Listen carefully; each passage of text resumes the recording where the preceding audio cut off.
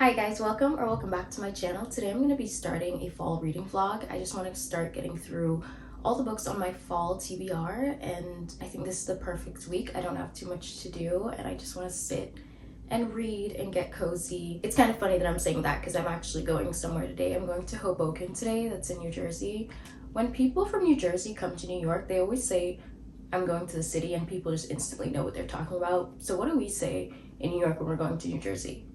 We're going to the suburbs, we're leaving the city, I don't know, but I'm going to Hoboken. It's obviously like an hour and something train right there, so I will be reading a lot on the train. And yeah, this is where I'm starting the vlog. I'm really excited to get through my fall TBR. If you like book videos and vlogs, you should stay a while.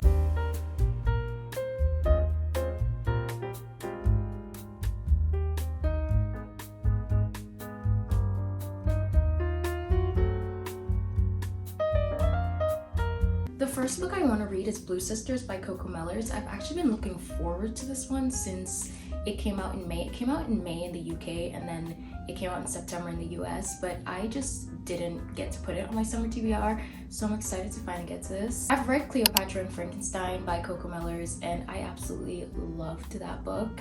It had lots of like very complex characters. The thing about it is that the two main characters were in a romantic relationship, and I feel like when things get problematic and when the characters get a little too complex, all I think is like, just break up. You don't need each other, just break up. But this is actually about four sisters, so I'm really interested to see how Coco Mellors like writes about family issues and more so about like a family dynamic. I think it's gonna be done really well, and yeah, I have high hopes, so I'm excited to start it.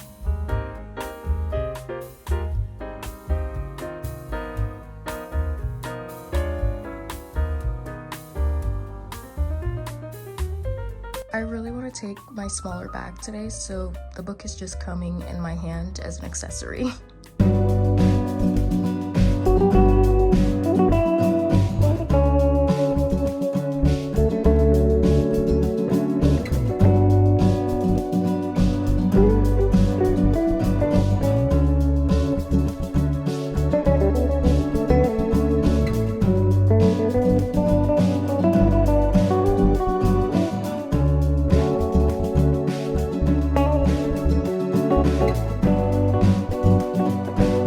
Guys, this is a fall cocktail. I didn't even know fall cocktails existed. It's like an elder pear spritz or something. They had like pumpkin ones, but we got this because this reminds me of summer, even though they're saying that it's a fall thing. And then we got calamari.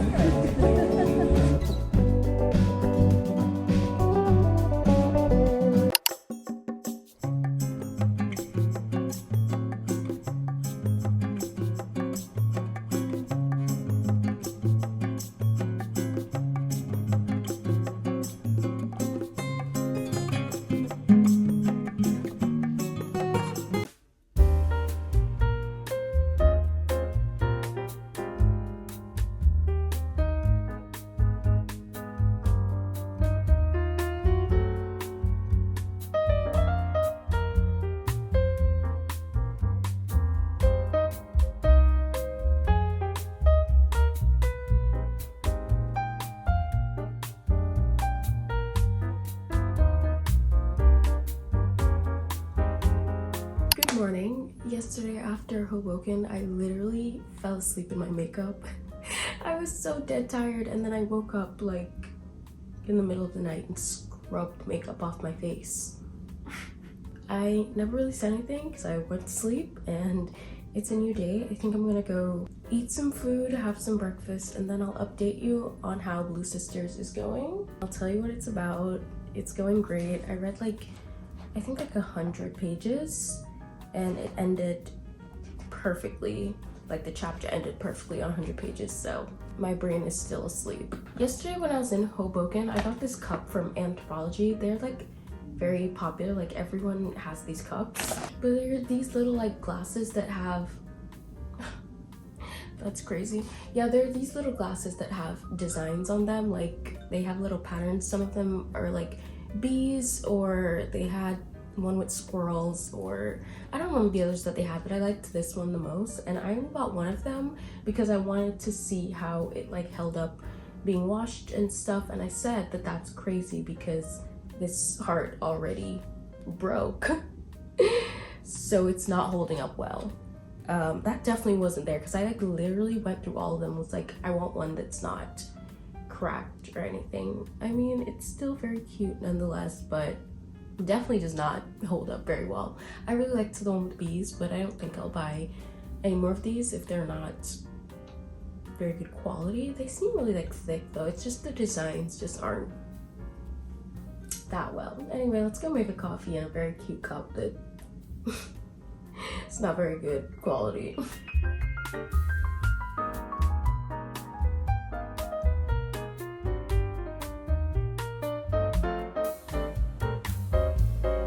So I actually found out that I was accidentally like burning my instant coffee. I thought you're supposed to like dilute it with hot water, but I randomly started looking up instant coffee recipes just to see like how I could switch it up. And everyone started out with cold water to dilute it so that they don't burn it. And I'm like, that's what I've been doing wrong. That's why my coffee's like a little extra bitter because I've been just throwing hot water on it. So the more you know. Anyway, the coffee's really good. The cup review, I like it. I like how short and like wide it is. I don't know if I'll buy more of them. I just really like the one with the bees on it because it reminds me of Magnolia Parks. Okay, so Blue Sisters is about these 4 sisters, and I feel like based on the descriptions that I was given for each of them, I tried to like guess who is who, and I'm pretty sure that this is Nikki. And unfortunately, Nikki is no longer with us. She died, and the rest of the sisters are just navigating their grief and suffering with their loss. And you just see the way that all 3 of them handle it differently. And then Bonnie, I'm pretty sure this one is Bonnie. She is a professional boxer, and she like won championships. I don't really know much about boxing, but because she had one great like loss, she kind of gave it up, and she's now working as a bouncer in Los Angeles. They all grew up in New York, and now they're all scattered across the world. So that's Bonnie's story. This one is Lucky. She is a model that living in Paris, and she's also the youngest sister, and she has been living all over the world on her own without her family since she was 17 years old. I think she's just so used to being on her own away from the family. She's lived in Tokyo,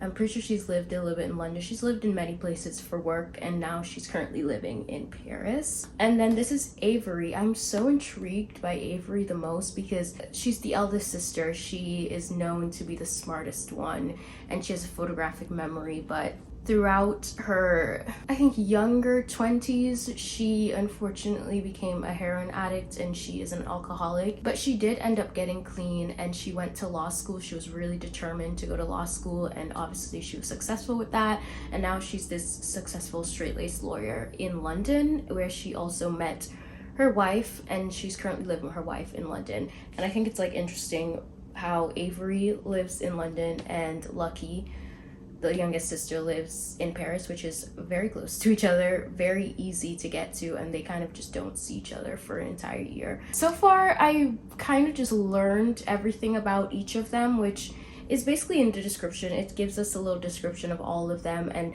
now I think I'm getting into the part where I'm seeing how they are navigating grief and like how they're dealing with it. I don't think any of them are truly dealing with it in a good way, and I feel like Avery's probably gonna spiral the most. That's just a prediction, no spoilers, I haven't gotten there yet. But going back to Bonnie, who is the professional boxer, for a second, we learned that she's also like, she's seen as this hardcore person. Obviously she's a professional boxer, everyone sees her like that on the outside, but she is like sensitive on the inside. She's just described as a really soft person, and I think we're gonna learn a little bit more about that and how her boxing career like affected her personality, and so I'm interested in that. Lucky, I think her part of the story is honestly just gonna be fun. Like, she is gonna bring the entertainment. I feel like this book is so character driven, and we're just gonna learn so much about them. But Nikki, I never really spoke about the sister. Basically all that we got about the sister was that she's like the most, I don't want to say normal one, but she had such a like, average story, you know, like she was a teacher, she never moved out in New York, she still lived in New York, and she was a teacher, but for the most part nothing about her is like outlandish, and I'm wondering if we're gonna find out some crazy stuff about her. I don't know. One thing they said about Nikki was that she listened to teen pop songs unironically into like her adult life, and I'm just like, that is so me. I don't know, maybe I just relate to Nikki the most. She just never had anything crazy going on, like a whole modeling career and jet setting when she's 17, or like being a professional boxer, or being a lawyer after cleaning yourself up from being a heroin addict. Like, they have such intense stories going on, and she was just a lovely teacher in the Upper West Side living her quiet life. So that's really interesting to me. And yeah, I'm gonna continue on, see how they handle this loss. I love Coco Mellors' writing so much. I think she's great at describing characters. I think she's great at just coming up with such interesting people that you want to root for, even though they frustrate you sometimes. I'm loving the family dynamics of it all so much. And Avery's wife, I love her too. She seems so perfect. So yeah, I'll give you more updates as I read more.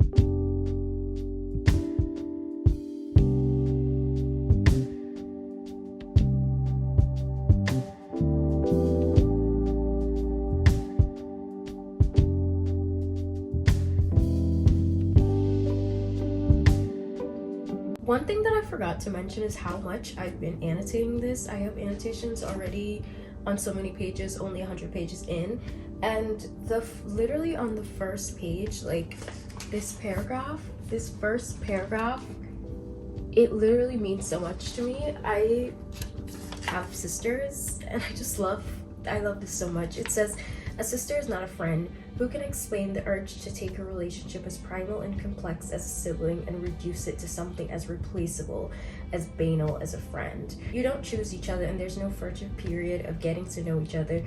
You're part of each other right from the start." But this entire paragraph is just, I love it so much. And I feel like that was a great introduction to this book. That one paragraph is describing the book so well. You could just tell where it's gonna go just from that first paragraph. But yeah, other than that, I've had so many other little annotations. Obviously, won't read all of them, but the writing has been so good. I am confident that I'm gonna like this one more than Cleopatra and Frankenstein. I feel like Coco Mellors is only getting better. I think I said it already that Cleopatra and Frankenstein wasn't for everyone, and I'm so convinced it's because like it was about a romantic relationship. And reading about a romantic relationship that's so messed up, it's so easy to be like, just break up.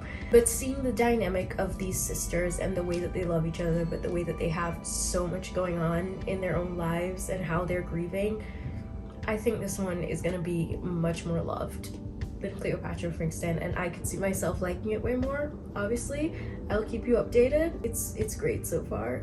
I had to go clean my kitchen, and I did not want to stop reading, so I decided to put on the audiobook for a little bit while I was cleaning up. And I was like washing my dishes, and I kept having to stop, wipe my hands, and go underline things in this book. Like, there's just too much to annotate. There's too much to relate to. If you have sisters, or just even if you don't have sisters, I feel like you could possibly connect to one of the characters, and there will be a lot to annotate in this book. One thing about this is that all the sisters have their own chapters and their own point of views, and I feel like when books have multiple point of views, like I always get attached to one, and then I'm like, I'm interested in Bonnie, I want to stay in Bonnie's chapters, and then it's obviously switches, and they're all really interesting. It's just as that chapter's ending, I'm like, I need to know more about Bonnie, and then it switches to Avery, and I'm like, no, give me more of Bonnie. But then we get into Avery's story, and I'm like, wait, this is actually really interesting. I want to stay in this chapter. Honestly, I think Coco Mellors is doing it really well, because usually when people do this, I'm like just rushing to get through one person's point of view because I don't care about them, so that I could get to the next one. But I am actually so interested in all of them. We're finding out something about Avery. I haven't fully found out yet, but there's something about Avery that I think is gonna be so messed up and like just sad if it's going where I think it's going. I also found out how Nikki officially died. Like, it wasn't really mentioned how she died in the beginning,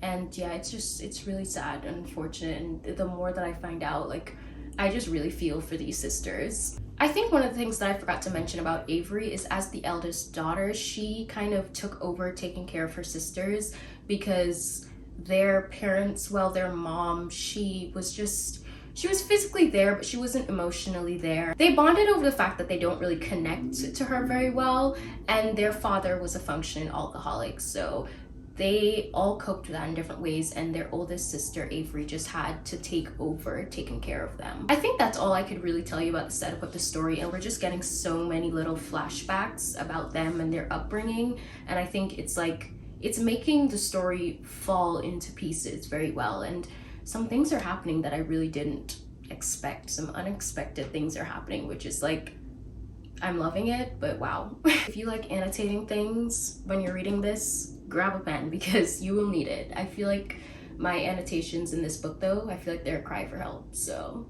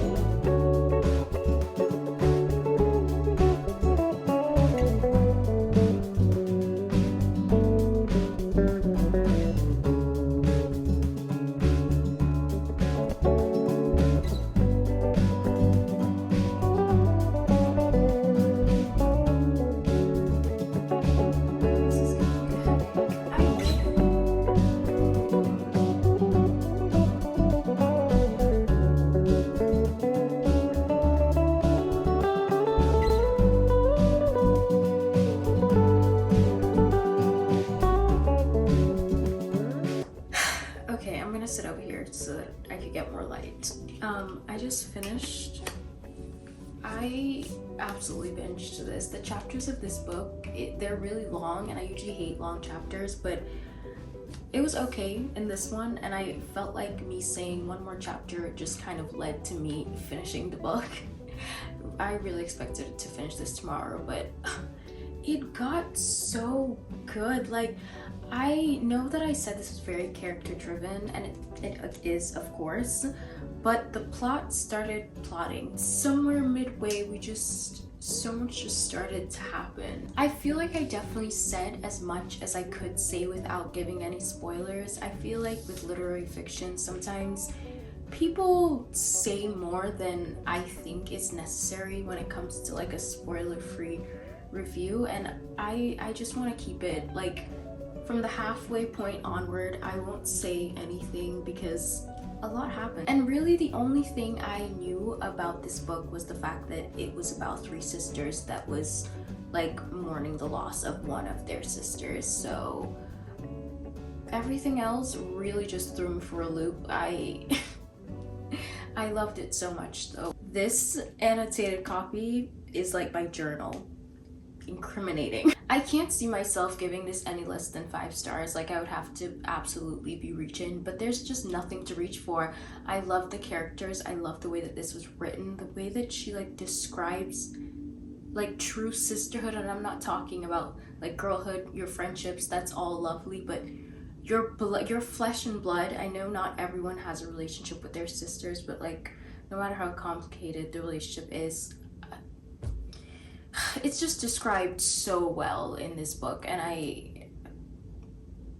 I'm literally speechless. Coco Mellors really just has such a way with words and making me feel so seen and heard. Some of the lines in this book just like read me to filth. I'm reading it and I'm like, is this play about us? I feel like she has this way of writing very complex characters, and a part of you is just like, stop self-sabotaging, but you're still rooting for them even though you could just see so many flaws within them, and they do these awful things and annoying things, and you're just like, oh, like, why are you doing this?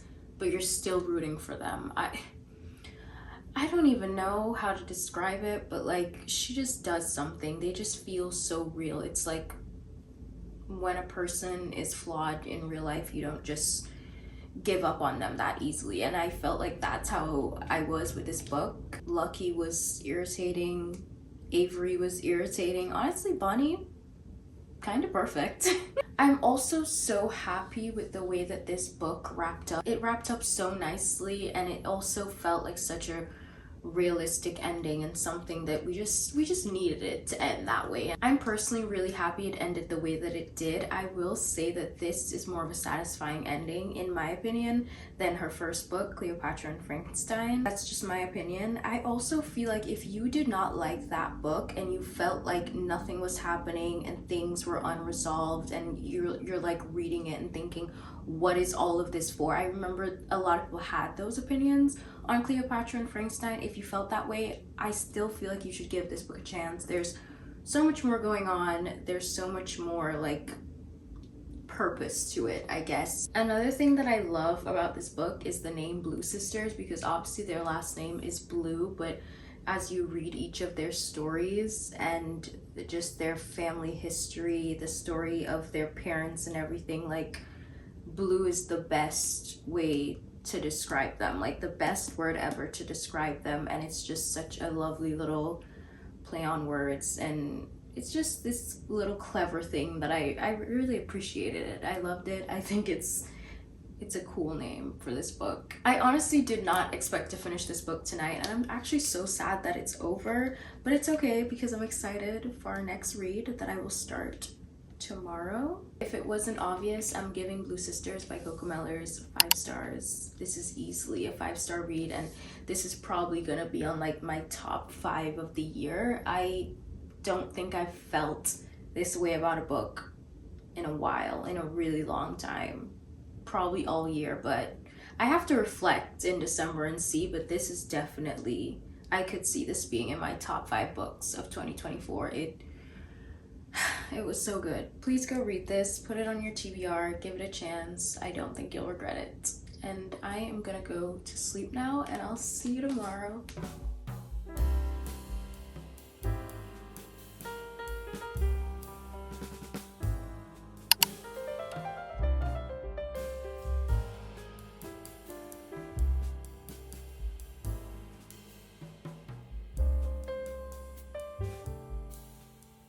So I was gonna go up on the terrace today to read my book because I saw that it's just so lovely and sunny outside today, but then I went out to go get a pumpkin spice latte and it is actually freezing out there. It's because it's like windy. When there's wind, I can't take it. Also, my eyes like water really bad, so I don't know if I'm still gonna go up there. Maybe I'll go up there and see how it is. I'll just leave if anything, but I really wanted to read up there. I thought it would be a really nice fall day reading outside, but anyway, I went to go get a pumpkin spice latte because I've never actually had one from a chain. Like I take pride in making my own like morning drinks, coffee, matcha, or anything at home, because like spending all that money every day is insane, especially when you need alternative milks. It just gets really expensive on a daily basis, but I've never actually tried one from a chain, so I wanted to try it. I don't know if Dunkin's the best place, but I'll see how it is.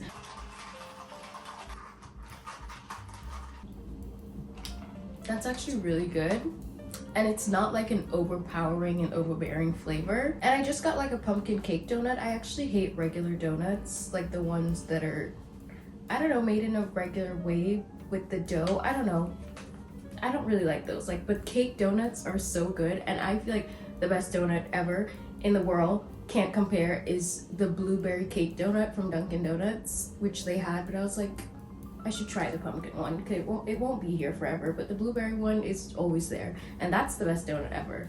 But all other donuts, I'm not a big donut fan, and my sister was actually roasting me literally 2 nights ago for not liking honey buns, and she's like, you're probably the only person I know that doesn't like a honey bun. And I think I just realized donuts and honey bun, like the dough of a donut and the dough of a honey bun, it like, I don't know if it's the exact same thing, but it's similar, right?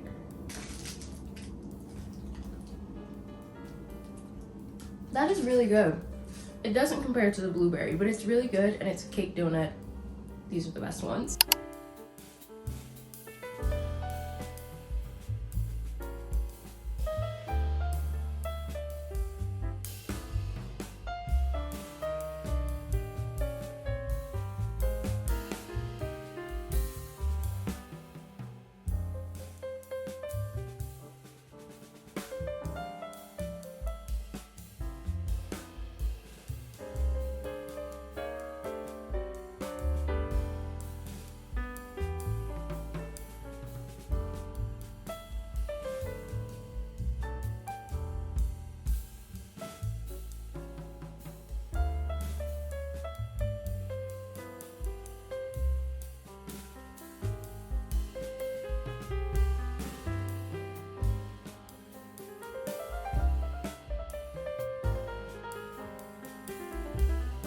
I don't even know how long I lasted up there, but it wasn't long. Like, I was good for a while, and I was like, wait, it feels great up here. And then I started to freeze a little bit.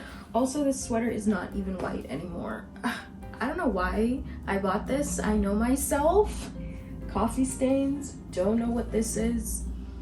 Anyway, I feel like we have a little bit of a theme going on for this video because basically when I bought this book, I didn't read what it was about. Like, I didn't need to. It's Sally Rooney. I was gonna buy it regardless. It could literally be about, it could be about anything. I was gonna buy it regardless. I went to Barnes & Noble, literally just beelined for the little table that had her books on it, picked it up and bought it. And now I'm realizing that this book is about two brothers that lost their father. So the theme we have going here is siblings that are nothing alike that lost someone, and I don't know, I'm guessing we're gonna see how they cope with it. The same like Blue Sisters. That's really interesting to me because also the oldest brother in this book, he's a lawyer. The eldest sister in Blue Sisters, she was a lawyer. The older brother, Peter, who's in his 30s, he's like seeing this young woman who's in college, and like he's also in love with someone from his past named Sylvia. The young woman in college name is Naomi. It says that he's medicating himself to sleep and struggling to manage his relationships. And then Ivan, he's a 22-year-old.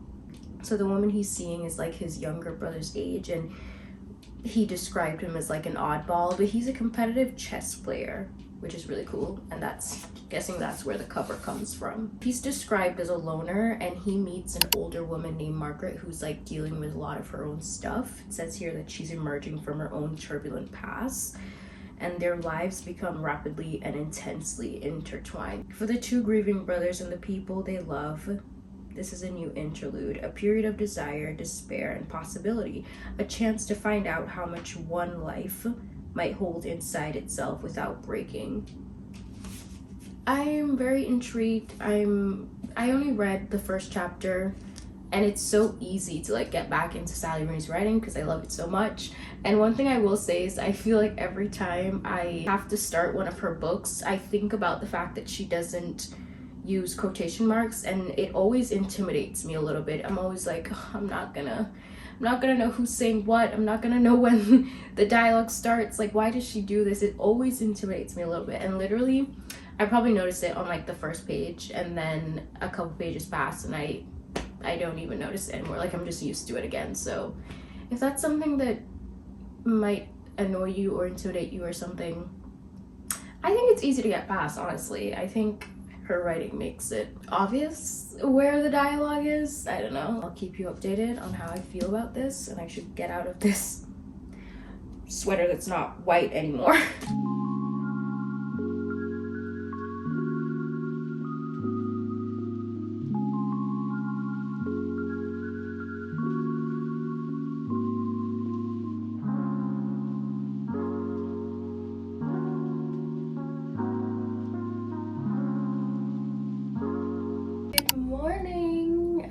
Did not finish, obviously I didn't finish it, but I didn't continue reading really.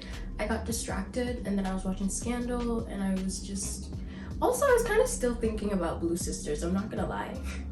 I feel like I needed like a little reset before I really got into another one. But yeah, I'm ready to read it now, but I'm going to yoga. I'll read on the train, I'll read throughout my day, and I will update you on how it's going. I'm really excited to go to yoga because I'm currently beefing with my neighbors who won't be quiet after like 1 a.m. and so I'm ready to just go and let all of that go and relax.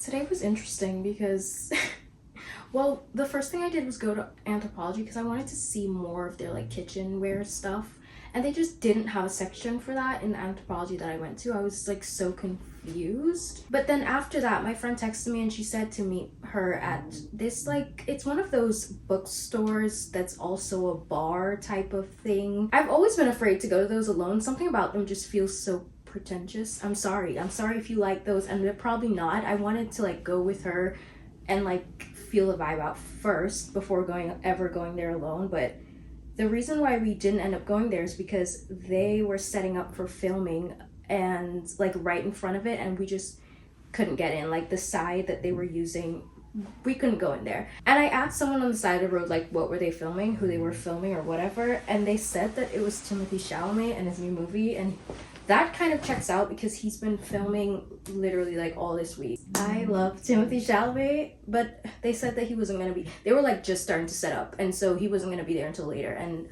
love you, Timothy, but I have a life of my own, kind of. Yoga was great. I can feel myself getting better already. My wrist just needs to get stronger, but I definitely like, because after the last one, I decided to like look up all those little terms that she was saying because I was so confused last time, and now I get it a little bit more. It's also such a cold day outside. People already have on their puffers and their trench coats, and I just didn't expect that. Like, it's kind of freezing. I'm not ready for that kind of weather. Let's just enjoy fall, the nice little 70s, 60s, but today was like 50 degrees or something, I don't know. But still such a nice day because it's so nice and sunny. And I went to one of the coffee shops that I just love going to. Like, it's easy to like just go there, and there's lots of space to sit and all of that. And I was reading for a little bit, but then I decided to leave because I don't want to be coming home on the train during rush hour. So today felt like not a waste because I'm glad that I got my steps in, I guess, but I like walked nearly 40 minutes to meet my friend. I mean, I could have taken the train, but I was like, it always like energizes me, and I'm like, I'm gonna just walk almost 40 minutes, and then we couldn't even go in. So we kind of just was like, we're just gonna go home. Like, bye, see you another day. When Timothée Chalamet isn't blocking off the street. Anthropologie just didn't have anything that I wanted to look at, so maybe the universe did not want me to spend money, because I would have probably spent money in that bookstore / bar situation, and I definitely would have spent money at Anthropologie. Like, I went in there with intentions. So the universe just wants me to save, and I'm okay with that. I was literally about to tell you guys that I've seen like 10 different videos about Kindles recently. Like, why is everyone, like, I was so confused why everyone was making videos recommending Kindles, or like making videos informing people if they're worth it or not. And I was about to just be like, I don't know what we're doing, but I want to contribute and say Kindles are so worth it. But I literally just saw on my phone that they're coming out with a new one that is actually colored. Why is this only a thing now? I feel like this should have been a thing already, but it looks really cool. It looks cute. I will not be spending $280 on it, but it looks cool. I think I'm good with mine. Like, there's nothing wrong with it. Wait, I'm gonna get it. There's nothing wrong with her. She's perfect. She's beauty. She's grace. Works great. The only thing that's like getting me about the other one is like better battery life apparently. Not that my battery life is bad, but mine is already doing this thing that apparently it happens when they're getting old, that it doesn't charge to 100. Like, it only charges to 99, and that still lasts like so long. I can't even tell you how long the 99% lasts, but still, it's kind of weird that it doesn't charge to 100. So I don't know. This is my contribution to the discussion. Kindles are so worth it. They're amazing. I could not live without this Kindle. And it's funny because when I first started like really getting back into reading in 2022, I was like, I'm never gonna get a Kindle. I could never read on my phone. I still kind of have troubles reading on my phone because I'm on my phone and like literally social media is right there. If someone texts me, I'm gonna reply. Like, I don't even know what changed my mind into wanting this. I think it might have been Kindle Unlimited, because every time I would go on Amazon to go buy a book or something, it would show you like it's on Kindle Unlimited, and I would be like, I'm missing out. And honestly, there's so many books that I read on Kindle Unlimited that I don't feel the need to own. So in that sense, it's truly worth it. I feel like sometimes I read a book on Kindle Unlimited and I still really want it. I want to own the physical copy. And then I think about the fact that I'm probably being wasteful. Like, for example, Beartown by Frederick Backman. I love that book so much, and I needed to annotate it. I had literally, it shows you how much annotations you have in like one book, and I had so many. I think I have over 50 or something. I needed the physical copy of that book. So yeah, sometimes it doesn't work out, but there's so many books that I read on Kindle Unlimited. For the most part, the books, like 90%, maybe 95% of the books that I read on Kindle Unlimited, I'm good. I leave them there. I don't need it. Anyway, yeah, that's my contribution to the conversation. Get a Kindle. They're so much fun. They're great. They're amazing. If you're thinking about it, do it. And I guess if the new one is coming out, these might become cheaper, I think. I don't actually know if that's true, but if they do, like, could be great for right now. But also, I'm pretty sure Amazon always like has deals on these for like Prime Days and like Black Friday and stuff like that. So go get a Kindle. Hello, good morning. I was gonna have like a cozy night last night, reading and whatnot and updating on the book that I'm reading, but at around like 6 p.m.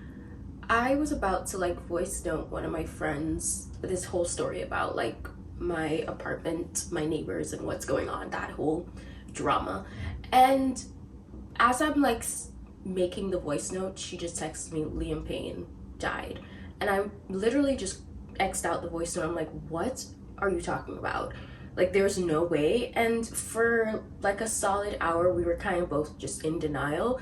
Like, there's no way that this is happening. And like, we were just like in shock. And it's just crazy to think about, because One Direction was such a huge part of like our childhood, and just, I don't know, I have thought about this, like people who I love to listen to their music and I like grew up following. I thought about like maybe when I'm 60 years old, because obviously they're older than me, it'll be natural for them to die before me, but now just it just feels so wrong. And I don't know how to explain what I was feeling. Like, obviously I don't know these people, but they were such a huge part of our teenage years. Like, I cannot talk about my teenage years without talking about One Direction, because it was such a huge part of it.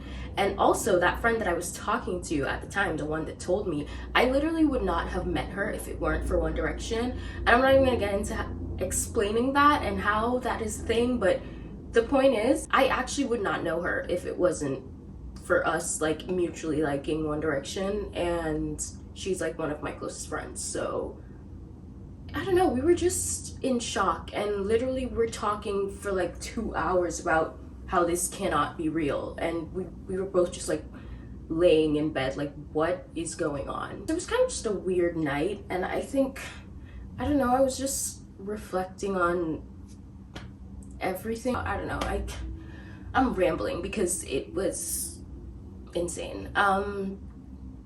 I remember when I was talking about the book Blue Sisters, and how the character Nikki, they described her saying like she unironically listened to teen pop music into her adult years, and I was like, I can relate to that.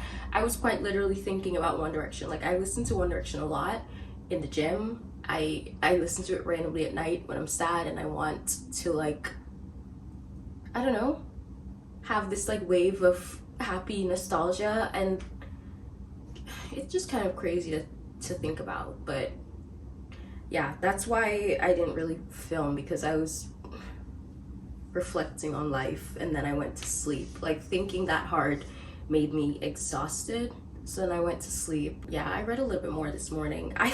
I keep thinking that I'm not getting through this book, or I'm like reading it very slowly, and it's because the chapters are really long, and it's not that I'm not getting through it, it's just seeing that I'm like on chapter 4, I'm like, I only read 4 chapters of this, like how is that even possible? But 4 chapters is still like over 100 pages into the book, so it's all good. One of the brothers, Peter, the older brother, he's self-medicating, and his chapters are written in a completely different way than the younger brothers, Ivan. His chapters are written in such a kind of like a jumbled way, like he's like, you're just really getting all of his thoughts, his inner monologue when he's obviously intoxicated, because he's constantly intoxicated. It's like, it's such a great representation of what's actually going on in his mind, and I think Sally Rooney's brilliant for doing that. And then Ivan, his chapters are written in a completely different way, and it kind of represents how he's thinking and what he's going through. And so I think the writing style is really cool so far.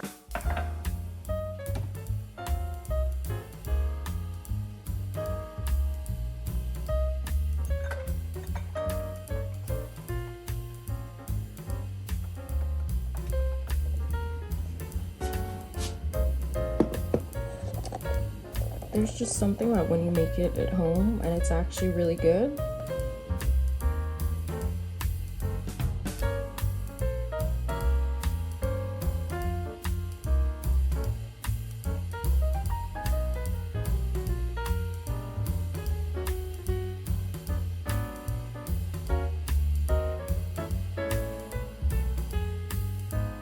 Hello, I'm having a nice cozy night reading. Actually, that's a lie. I was just listening to Gracie Abrams' new deluxe album. It's so good. Anyway, but I did get like 200 pages into this. I finished the entire first part, so now I'm on page 205, and it's kind of crazy to be so far into this book. That's almost halfway through, and I don't really feel that strongly about it. Like, I don't love it, I don't hate it. I'm kind of just like sitting here reading it. Like, I'm kind of indifferent about it, which is crazy for me in a Sally Rooney book, because I usually have so many thoughts and feelings, and I'm just like, I'm vibing, but no strong opinions yet anyway. These characters are the least I've ever related to Sally Rooney's characters, and I'm very happy about that. Actually, I'm very pleased, because relating to her characters that are so flawed, it's like, it's when you start to realize maybe you have some issues of your own if you're seeing yourself in these kind of characters. But I don't. I'm not relating to them, so that's great for me. But I think that also contributes to the fact that I'm not like so passionate about it as I was her other books. So still a good book, still amazing writing. Probably just not a story that's gonna like stick with me as much. But again, only finished part 1. I don't know what's gonna happen in part 2 and 3. We'll see. I really don't have that much to say. But it's actually Thursday, and yesterday I forgot that it was Wednesday, and so I didn't watch Tell Me Lies. And so I'm gonna go do that now, and I'm so excited. I've been wanting to watch the new Outer Banks season, but I just know if I start that, I'm gonna binge it and not read a damn thing, so I haven't gotten to that. Honestly, that show it's not good, but it's just something like in the pandemic, it was so comforting. Something about it like kind of reminded me of home. I guess like the way that they kind of lived by the water, and they lived in this like really small town, and they were always like seeing I don't know, something about the vibe just reminded me of home. So yeah, it's a comfort show. I think the cast of that show is pretty cool. The show itself kind of like the storyline kind of sucks, and it was really interesting, I think anyway, for the first and second season, and then I think the third season got kind of bad, like with the treasure. Like, what are we doing? I'm gonna watch it anyway, but not now. Just gonna watch my 1 episode of Tell Me Lies and probably listen to Gracie's new songs even more. Wait, I also wanted to mention that I keep looking at the cover art for this book, and I just think, I've been saying that I think it's so cool. I just realized like all the 5 main characters of this book, they're like chess pieces, and I was trying to learn how to play chess a couple months ago, and I didn't really stick to it. I played like 1 game, but I won that 1 game, so maybe I should get back into it. But like, I'm wondering if their personalities are gonna correlate to the pieces, but I'm pretty sure this is Margaret, this is Ivan, and this is Naomi, and this is Peter, and I think this is Sylvia. Honestly, I'm just thinking that that's Sylvia because she's described as a more mature woman and she's wearing a long skirt. That's, I could be so wrong. But also the word intermezzo, I had no idea what that was, and I'm still kind of figuring out how it relates to the story. I think I saw a little bit of it. When I looked it up, an intermezzo means like a short piece of music or something like that. Something to do with music. And something about music was mentioned, but it was like mentioned in passing. And I think maybe by the end I'll figure out why she decided to call it intermezzo, or like better understand. But for now, not too sure, honestly. This probably, I shouldn't say it. I shouldn't say that too soon, but I was thinking that it might not top her other books for me, but I don't know yet. I don't know how it's going to end. I don't know how it's gonna go, so I'm not gonna talk too soon. My favorites are That's So True, I Told You Things, and I Knew It, I Know You Live. Oh my god, this, I've been like watching the video over and over again on YouTube. It's so iconic. But I really love That's So True and I Told You Things. I'm about to make pumpkin bread and muffin mix. Well, I'm gonna make a bread. I also have chocolate chips, and I don't know if I should put them in there. Like, would that be good? Pumpkin with chocolate chips? Because I know chocolate chips and banana bread is so good, but would that be bad? Should I? I'll think about it.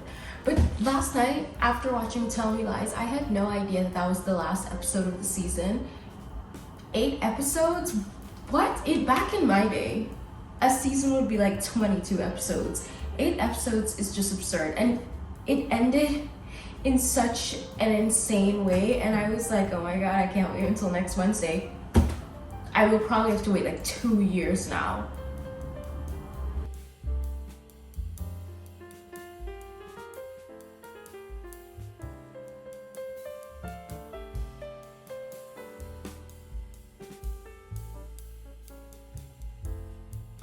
I think I'm gonna add them. I hope I don't regret this.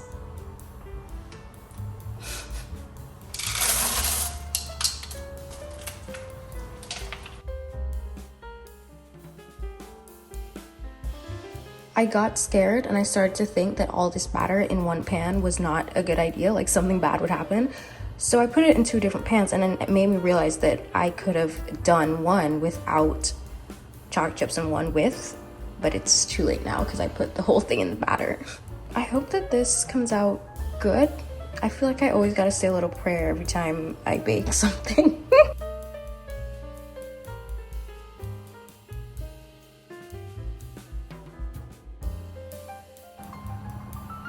I think I might have overmixed the batter, but you know what? You live and you learn. We'll see how it comes out.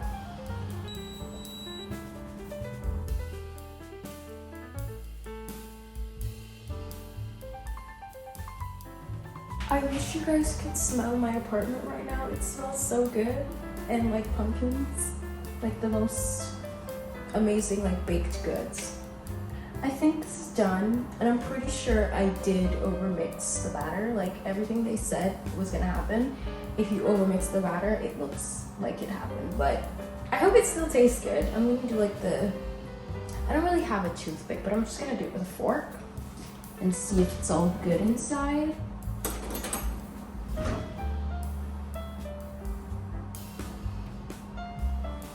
All clean. Okay, so I'm finally finished Intermezzo by Sally Rooney. First, did I tell you guys that the pumpkin bread yesterday was actually really good? It didn't really need the chocolate chips. It's still really good, but the pumpkin bread is just like so moist and sweet on its own. It didn't really need it, but still, really amazing. 10 out of 10. You guys should go get it because I didn't realize Trader Joe's like had great things like that. Anyway, moving on. I said that I wasn't gonna come back until I had an update that kind of had more feelings behind it when it comes to this book, but then it just made me never come back, and I finished it because I never really developed lots of feelings, or I just didn't really feel anything towards this book. It's kind of funny how the older brother in this book is like dating a 23-year-old, and then the younger brother, who's 22 and turns 23 in this book, he's dating like a 36-year-old, and Peter, the older brother, is 32, I think. I honestly think one of the biggest like things that I don't love about this book is kind of the way that it's written is there's so many thoughts on a page, and I'm just like, I think I found it a little bit overwhelming. There would be sometimes Peter specifically would be having a thought or saying something like, she did this, or I love her, and I'm just like, who is she? Which her? Because you literally have two women, and I think that might have been a part of the whole thing. But it just left me a little bit frustrated because I need to know who you're talking about. Like, I think for a lot of this, failed to see how he actually felt about Naomi, because every time he said she and her and he was thinking or whatever, I kind of just assumed it was Sylvia. And all those times it probably wasn't. I think it's a good book. I just think it wasn't for me. And it makes me realize that in the past with other Sally Rooney's books, people would be like, I hate how nothing happened. They would be like, nothing really happened in this book. And people would defend it and say it's one of those books that's like no plot, just vibes. And I think I'm one of those people that would defend it.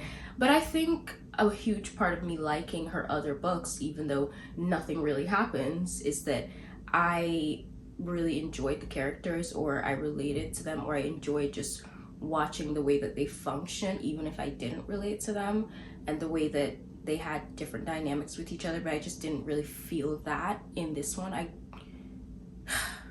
didn't really love or hate them. I was just there. I feel like I was just watching on people's lives and like it was none of my business. That's how I felt reading this book. Definitely not my favorite, and I honestly have no idea what I'm reading it. Like, I tried to think on it last night, and I seriously have no idea. If I figure it out by the time I'm done this video, I will insert it. Going back to the way that it's written, another thing that would happen in this book is, like, for example, there was one chapter where Ivan was going to see his mom, and he was like getting on the train or whatever it is, or he was walking, whatever it was, but then there would be like 3 pages of inner monologue, and like he's like going off on a tangent, and I completely forget what we were doing, like where we were, the setting, the scene, and then he just shows up at his mom's like door, and we get back to that because he was walking this entire time. I'm like, oh, I literally forgot we were doing that. And so it's just I don't know, maybe I'm just a little too distracted to like grasp this, but it definitely wasn't pleasant for me to read. It wasn't my favorite thing. I felt like there was just a bunch of over-explained descriptions that I wasn't enjoying. It's hard to kind of critique that though, because I know that it's like meant to be that way, and I know it's meant to be that way just because of how Ivan and Peter, like, they think and how they are. Like, if you read it, you get it, and I do get it too. I understand why Sally Rooney wrote it this way, but as I said, it just wasn't pleasant for me to read. There's a part where Sylvia says to Peter, frankly, I don't think you know what you're doing, and you're making all 3 of us miserable. And I was literally like, 4 of us, me too, you're making me miserable too. Honestly, when this book was over, I was kind of glad that it was over. I think it's kind of unfortunate how much I was looking forward to this and it didn't really meet my expectations, but that's just life, I guess. As I said, I have no clue what I'm rating this, but it's insane to me that since the end of August, it's October now, but since the end of August, the last book I read in August was Yellowface, and I rated that, I think like a 4.5 or something, and since then, I literally only rated books above a 4.5. Like, I have not rated anything lower than a 4.5, and I was just on this, I was on a roll. Like, all of September, coming into October, I was rating books so highly, and it's baffling to me that this book, Intermezzo by Sally Rooney, is the book that's gonna break that streak. I will reflect on what I think I'm gonna rate this, and I will try to put it somewhere on the screen. I hope I figure it out by the time I'm done editing this video, but yeah, that's done. The next book that I'm gonna read is on my Kindle, and I will show you that after I'm done eating. I'm so excited because I feel like I've been reading a lot of heavy stuff, and it's just, I think this is gonna be like lighthearted and fun. Yesterday I didn't really film anything after making the pumpkin bread. I don't think I did anyway. I like had a realization that Liam Payne is like actually gone, and like One Direction from my childhood would just never be the same again. Like it just, I don't know, it keeps hitting me in waves, and I was listening to so many of their songs and I never realized like how sad some of their songs are, and it's just, yeah, it was a rough afternoon. I was literally bawling my eyes out. I think yesterday was when it like really hit me. I don't know, it's rough. I'm gonna go eat and I'll come back and continue reading, and I'll shut up now.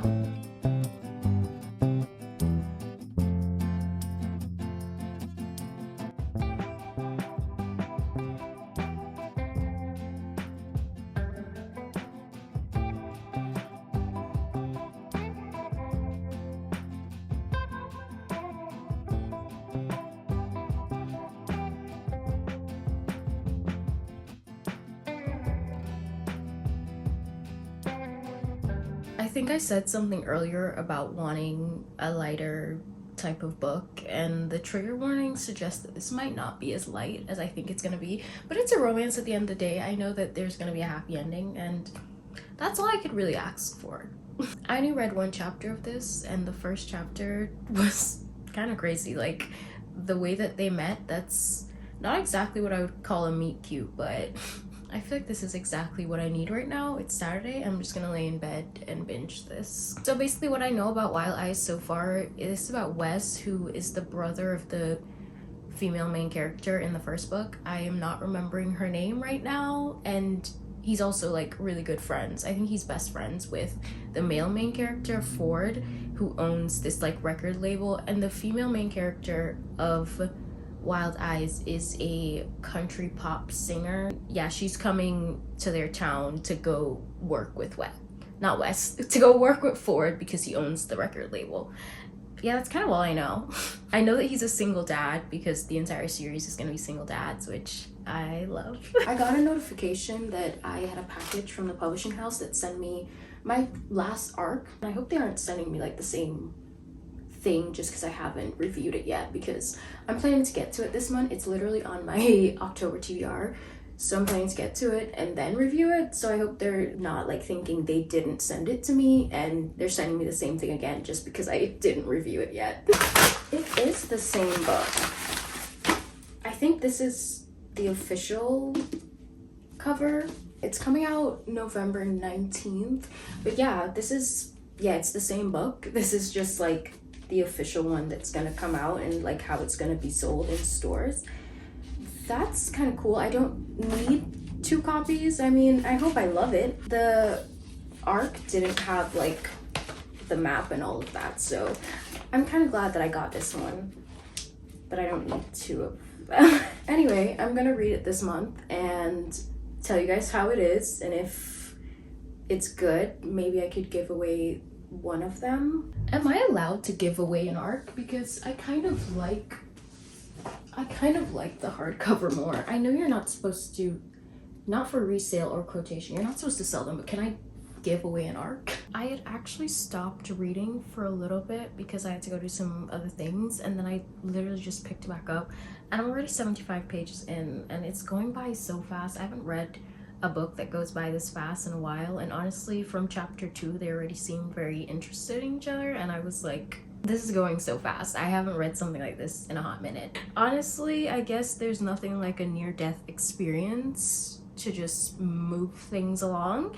and that's why they're going so fast. I really enjoy the children in this book because West has a daughter and a son, and they're so adorable, and they have such different personalities, and I love it, and everything seems to be going very well so far. Obviously, I know that I mentioned that she was coming to town to like see Ford for like to work on an album or something.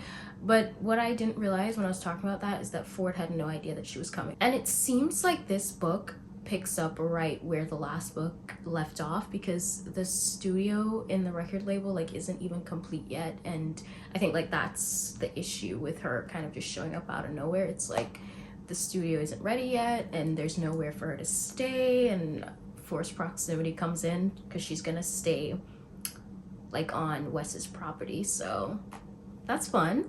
I'm really loving that it seems like the characters from the last book are going to be really involved in this book. I feel like I've been reading such sad books lately, so this is just like just smiling the whole time.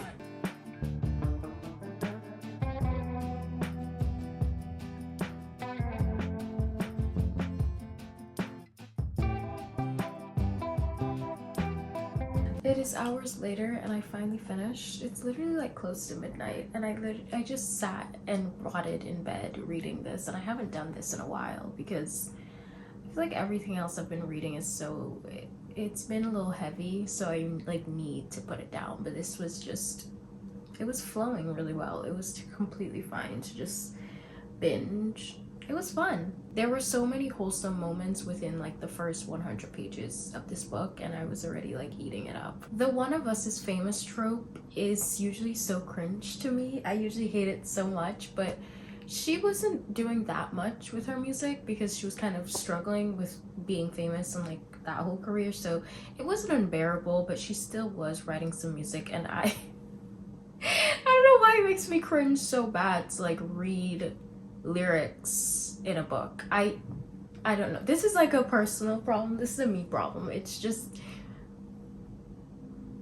I literally don't know why. I didn't even, there was like a song in the epilogue and I didn't even read it because I was like, I don't even need to read this epilogue right now. I read the epilogue, I just didn't read the song in the epilogue because there was only like I think 2 like full-length songs. There's one in one of the chapters that I read and I just could not stop laughing. I couldn't bear it. But the one that was in the epilogue, yeah, I didn't read it. We met the characters that's in the next book and they seem very interesting. Like their story was, it was like hinted at in this book. The way that she did it, honestly, I was kind of hooked. She did great at kind of transitioning into who the next couple is gonna be, because now I'm like so curious about that. There's a part in here where Rosie asks Skylar, the female main character, if she even likes being famous.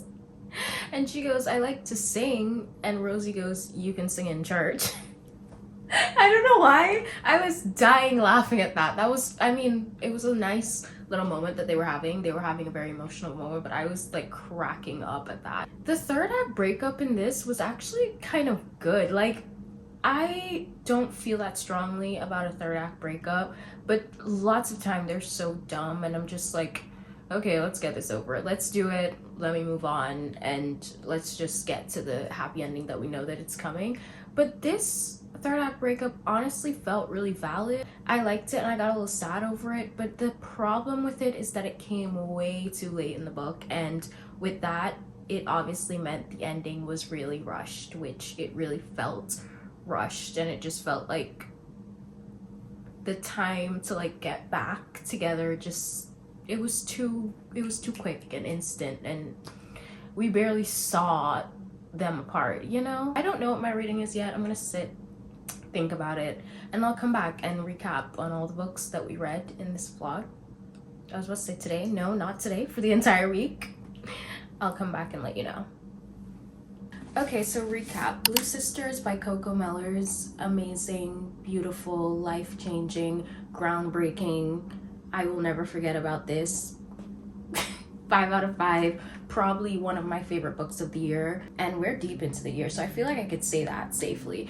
Definitely gonna be top 5. Intermezzo by Sally Rooney. I feel like I've said as much as I could say when I don't really feel much towards a book. This book is one of those that just doesn't have this like huge plot line going, and I feel like when it comes to books like this, the smallest things that the characters do, their actions, the things that they say, their inner monologue, that's what's gonna reach you as a reader, and that's what you need to connect to, even if it's just in an empathetic way. You can't relate, but you're like empathetic, and I just feel like I didn't connect at all to anything that was going on in this book. I think I've decided to give this 3.5.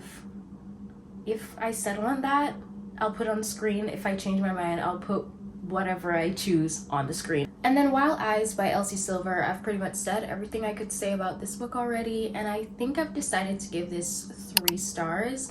It was very fun and refreshing after all the books that I've read, but I honestly probably won't think about these characters again until like the next one comes out and I'm like, oh yeah, this world exists. You know, it's just nothing life-changing. It's nothing to like scream about from the rooftop, but it was really fun, and I think there's a place in my world anyway for these kind of books. They're just such great palate cleansers, and now I can move on to something or go back to something that's emotional or something that's gonna break me, or maybe like a fantasy or something. But this was just, it was nice to sit and rot in bed and just binge this. So 3 stars. This I will think about for the rest of my life. These I probably will never think about again until someone brings it up. So yeah, that's the verdict. Those are my ratings. I hope you guys enjoyed this video, and if you did, give it a like and subscribe for more, and tell me down below what you're reading this fall. I would love to know, and I will see you in the next one. Bye.